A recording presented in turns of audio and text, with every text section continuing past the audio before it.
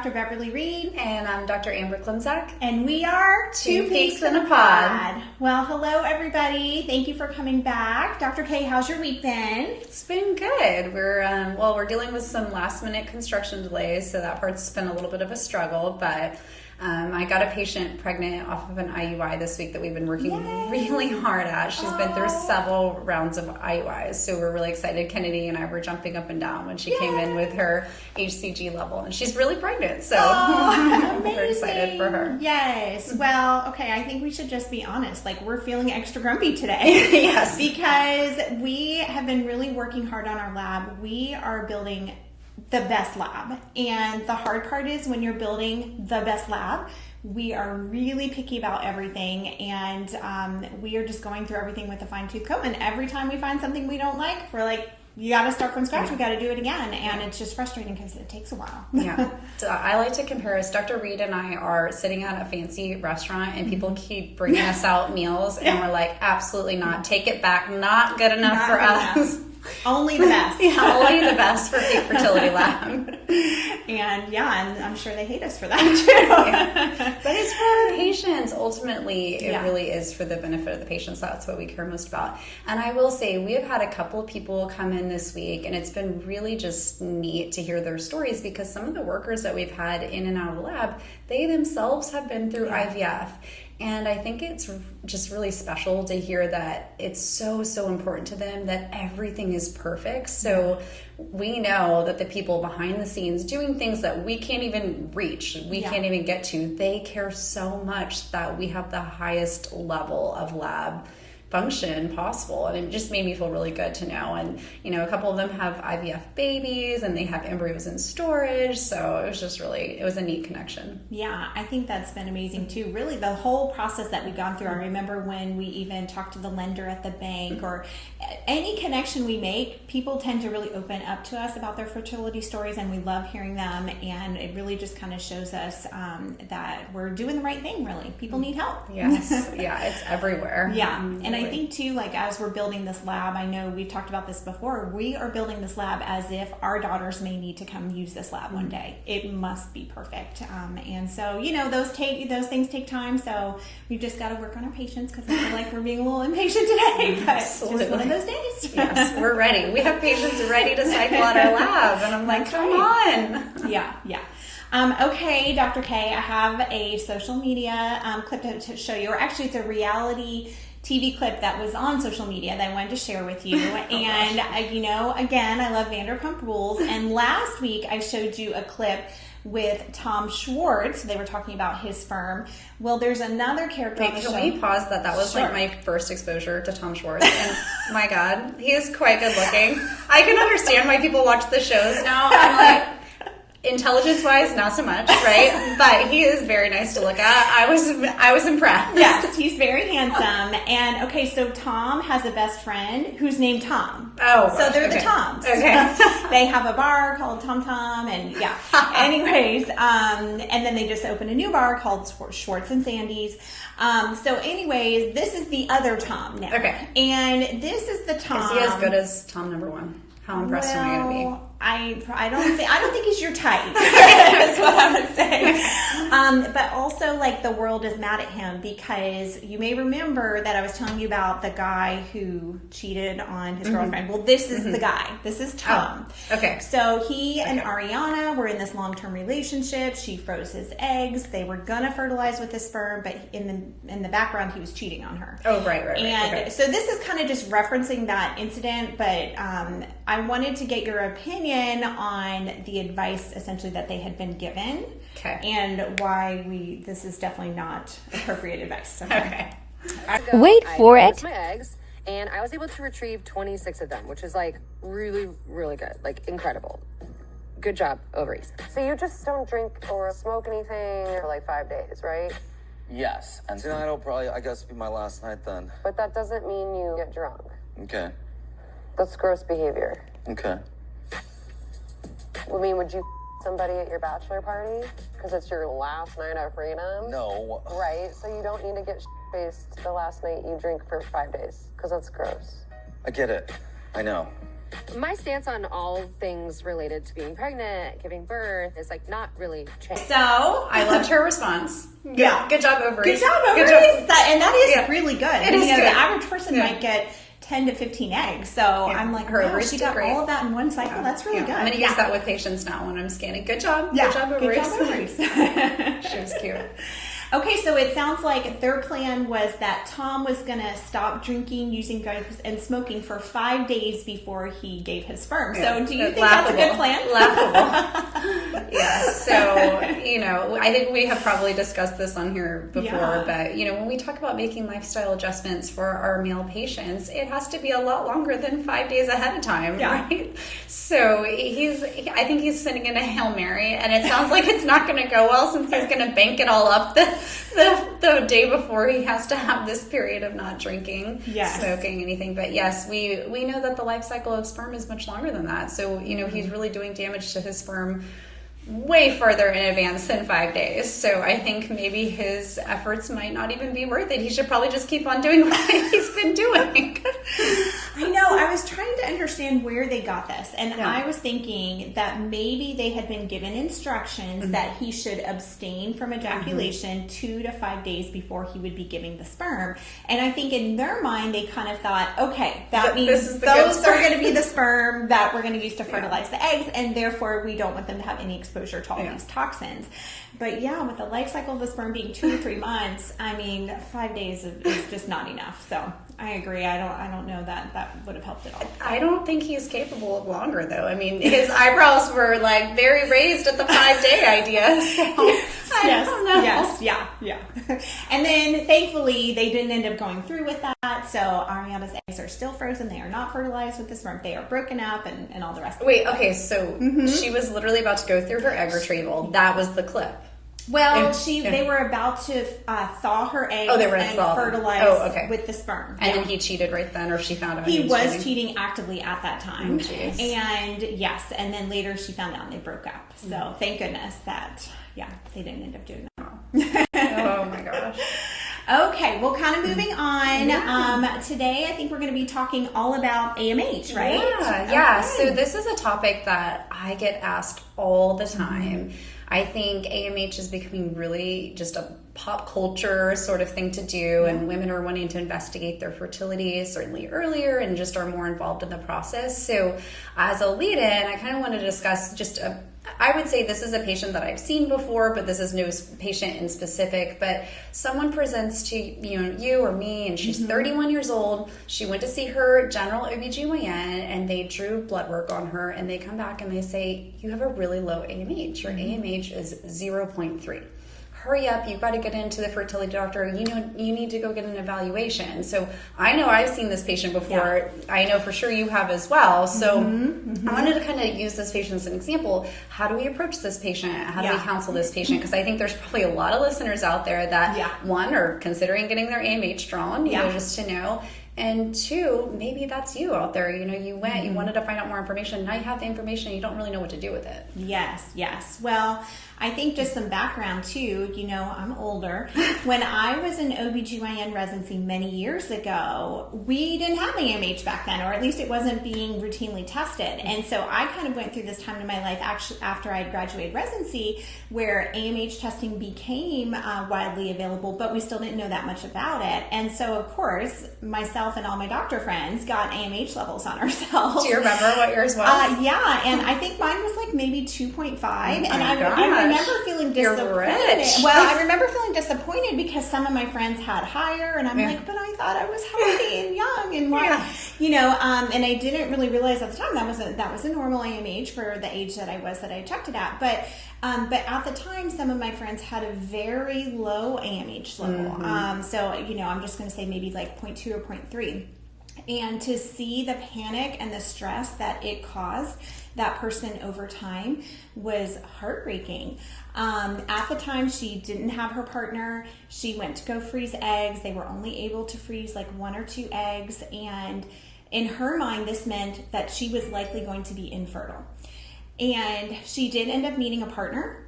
And that was a big part of their relationship when they were deciding to be together, is she told him, like, I may not be able to have children. And luckily he's a very good and nice guy. And he said, that doesn't matter. I love you. Like, we'll adopt. It doesn't matter. Yeah. And they ended up getting married. And when you know it, they got pregnant immediately.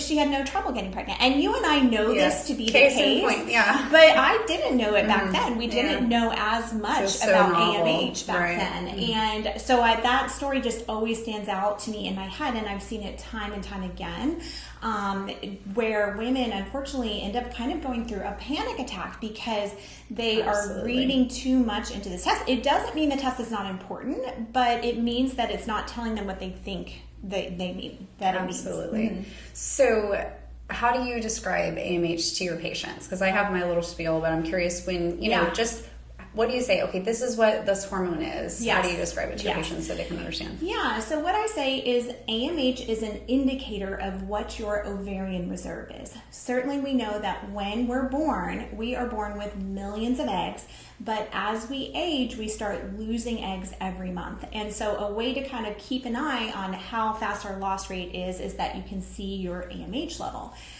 The thing is, though, AMH is really kind of an indicator of how generous your ovaries are every month. So we know as women, most of us grow and ovulate 1 egg a month. But where does that egg come from? Well, in the very beginning of that cycle, your ovaries start off with follicles. And most women would have maybe 6 or 10 follicles, but only 1 would end up growing and ovulating for that month. But women with a low AMH, instead of, for example, having 6 to 10 follicles on each ovary, they may have maybe 1 or 2 follicles on each ovary. That just means they're starting from less, but ultimately they're still able to grow and ovulate that 1 egg as long as everything else is looking good. Yeah, I love that description. I break it down similarly to my patients. I always make my picture of the ovary and I say, okay, ovary kind of looks like a chocolate chip cookie, right? So it's a circle and then we have small circles on the inside. Those small circles are the follicles or the houses for the eggs. And so in theory, right, your brain is selecting a group of follicles to put forward each month, just like you're saying. And of that group, you select one and you ovulate it. AMH comes from those smaller resting follicles, right? So it's really an indicator of how many resting follicles does your body put forward each month for you to choose from to ovulate. And exactly like you're saying, if you have a lower AMH, you probably have lower numbers of follicles to choose from to ovulate each month. But are you ovulating each month? Absolutely. If you're ovulating each month, do you have a chance of getting pregnant on your own? Absolutely. So I think that's a really important thing to understand. Yes.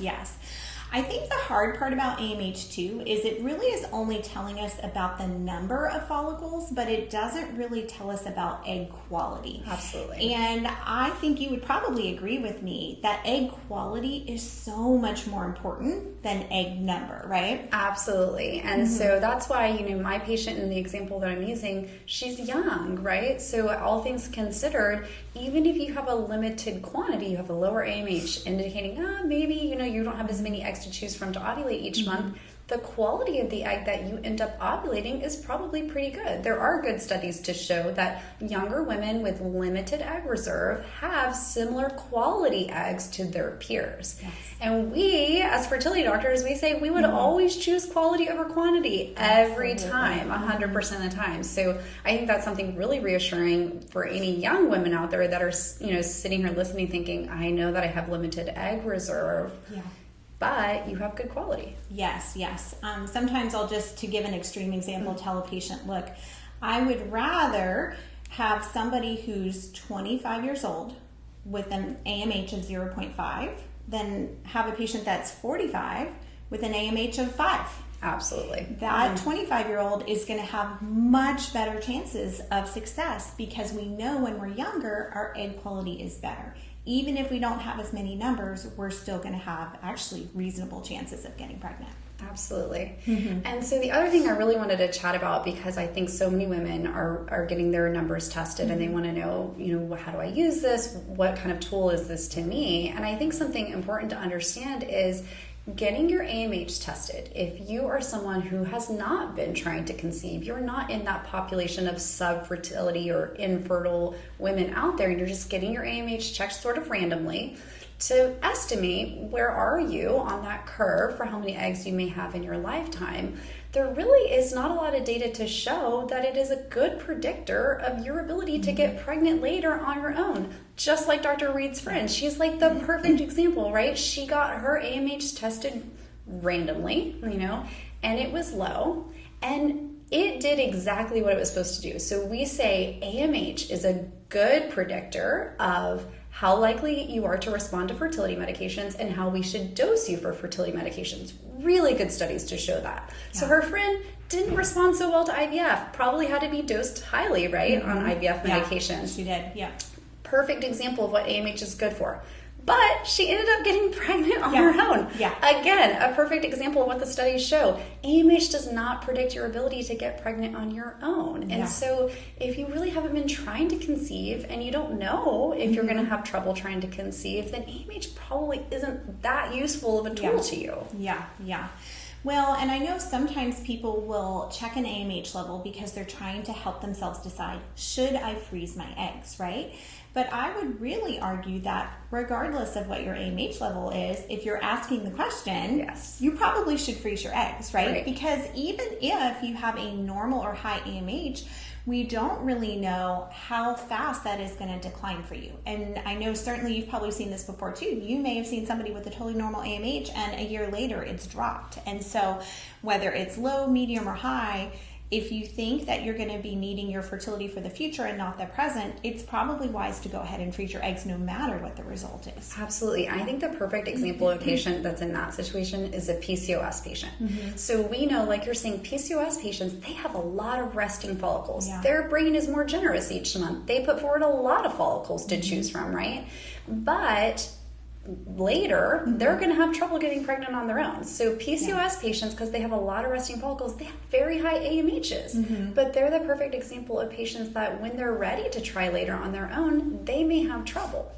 So you might have a 30-year-old PCOS patient. She gets her AMH checked. It's nice and high. She thinks, wow, I have plenty of years left. I don't need to freeze my eggs. I don't need to do anything right now. Not necessarily, because it's not the situation that you're going to be in later on the road. You are going to have trouble ovulating. You're going to need help later. So again, why not freeze your eggs if you're worried about it? Yeah. It's a good indication to freeze your eggs. Yeah.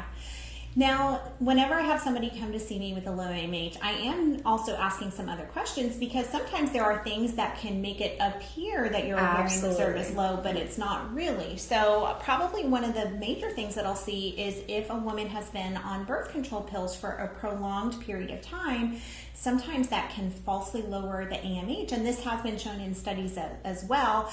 I think it's interesting because when AMH first came out, they told us it was not affected by birth control pills, and again, we saw a lot of people get worried or panicked, but has it been your experience that sometimes if you take them off, it can bounce back? Absolutely. And so, a couple things. First, I love birth control pills. I want everyone out there to know that we are supporters of taking birth control pills. They do not affect your fertility. In actuality, they do not affect your fertility. And in fact, there's a lot of benefits to taking birth control pills. They lower and decrease your risk of ovarian cancer if you've been on them for a while. So love birth control pills. Nothing against birth control pills. But when you're on them for an extended period of time, it basically says, brain, be quiet.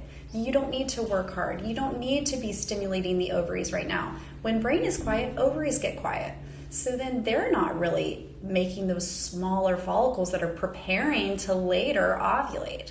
And so things are suppressed. And when you get the levels, AMH is a marker of how many small resting follicles you have around. Well, your brain has told your ovaries to kind of shut down, so there's not a lot of resting follicles. They have suppressed AMHs. And I had a really interesting patient this week that had exactly this happen to her. So she had her baby, one baby, no problem, got pregnant pretty quickly. Then she was thinking about having baby number 2. They're kind of uncertain. She's been on birth control pills for about 4 years since then. And so one of her family members had told her, well, I think maybe you should look into doing IVF. That way you can, for sure have your embryos frozen and not have to worry about it. So she went in, she had just stopped her birth control pills after 4 years. They did testing, low AMH. She's hysterical. Oh my gosh, I have no eggs left. I'm so worried. They rushed to do IVF. Oh no. So then she did IVF within 4 weeks. She started her medications. Okay. Didn't have a great response. didn't get pregnant from IVF. So in that whole time period, she had her lab testing, everything was low, but we don't know. Was she really low? Is she really dealing with low ovarian supply, low egg counts? Or is she just suppressed from being on birth control pills for 4 years? And so I told her, I'm like, hey, we got to do a little bit more investigation. She's been off of pills now for some time. I want to see if she's rebounded. Sometimes your AMH can go back up. And that's what you're talking about. We absolutely take people off for about 3 months. We repeat labs. Brain is awake now. It's stimulating ovaries. We get small resting follicles, and AMH levels look a lot better. Yes, absolutely. And I've also seen it, although not as commonly, sometimes from an IUD. So you know how some IUDs contain progestin, and usually it just stays locally in the uterus. But I think everybody's body is a little bit different, and so every now and then, if I've had somebody who has an IUD with a progestin in it and the AMH is low, sometimes we'll pull the IUD and recheck it, and sometimes I've seen it bounce back. I would not say it's as dramatic as the effect from birth control pills, but have you seen that too? You know who I've seen that in are donor egg patients. And so often they'll have an IUD, right? Because they're not trying to get pregnant. And so we'll be doing their testing when they have their IUD in. And we're like, oh, like you're very young. You're 25 years old. This is an unexpected low count, number for your AMH. And so then they'll try. It's hard because donors, you don't really want to pull them off of their form of contraception, but we may switch them and see if they recover. And you did see a recovery when y'all did that. There's been 2 patients that we've looked at it. One of them we did pull them, and her AMH recovered. And again, it's not like we're saying that we think that it actually affects fertility, but may just affect the appearance of a low ovarian reserve. And so I think these are important things to kind of factor in.